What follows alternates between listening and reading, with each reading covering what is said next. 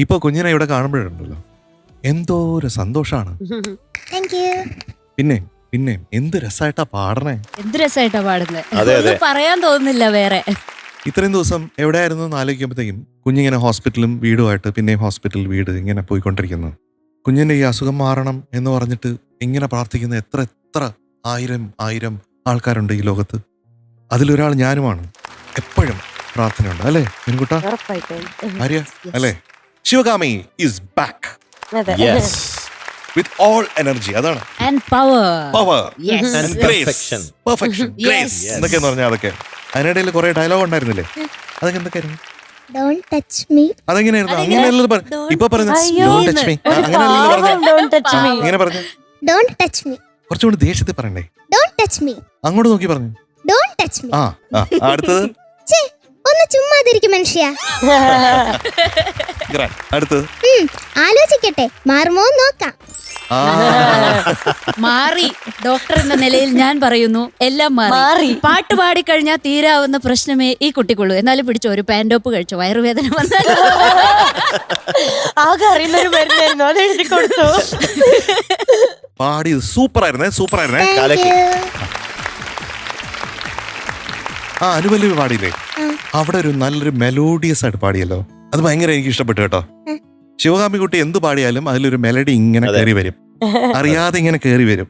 അത് നമ്മളെ കൊണ്ടേ പോവുള്ളൂ അല്ലേ? അതൊന്ന് പാടിക്കേ.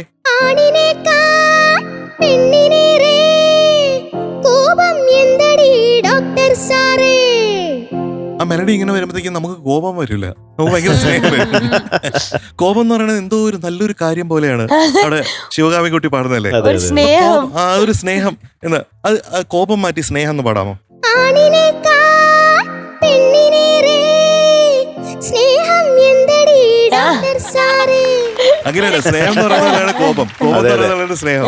കോപം എന്ന് പറയുന്നത് കുറച്ചുകൂടെ കോപിക്കണ്ടേ? അപ്പൊ എങ്ങനെ പാടും? ആണിനേക്കാൾ പെണ്ണിനേറെ കോപം എന്തടി ഡോക്ടർ സാറേ. കുറച്ചുകൂടെ കോപിക്കാൻ തോന്നണം അല്ലേ? പാവല്ലേ, കുഞ്ഞല്ലേ? ശിവകാമി കുട്ടിക്ക് അങ്ങനെ അങ്ങനെ കോപം കോപം വരില്ല. തോന്നുന്നില്ല. അതെ, എനിക്ക് ഭയങ്കര ദേഷ്യം എന്നെങ്ങനെ പറയും? അവസാനം ശിവകാമി ഇങ്ങനെ പാടും, ആണിനേക്കാൾ പെണ്ണിനേരെ കോപം എന്തടി. പല്ലൊക്കെ കടിച്ച്. എനിക്ക് മധുവങ്ങളുടെ അടുത്ത് ഭയങ്കര ദേഷ്യം എന്നെങ്ങനെ പറയും? എനിക്ക് മധുവങ്ങളോട് ഭയങ്കര ദേഷ്യമാണ്. ഇങ്ങനെ ചിരിച്ചോണ്ടാ.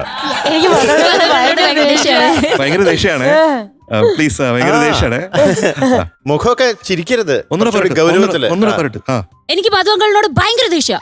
അപ്പോഴും കുറച്ച് ചിരിയുണ്ട്. അതെ, എനിക്കല്ലേ, ഞാൻ പാവമല്ലേ, എനിക്ക് Okay. ഈ തൊഴിലല്ലാതെ വേറെ ഒന്നും അറിയില്ലല്ലോ. ഞാനൊരു ഡോക്ടർ അല്ലേ.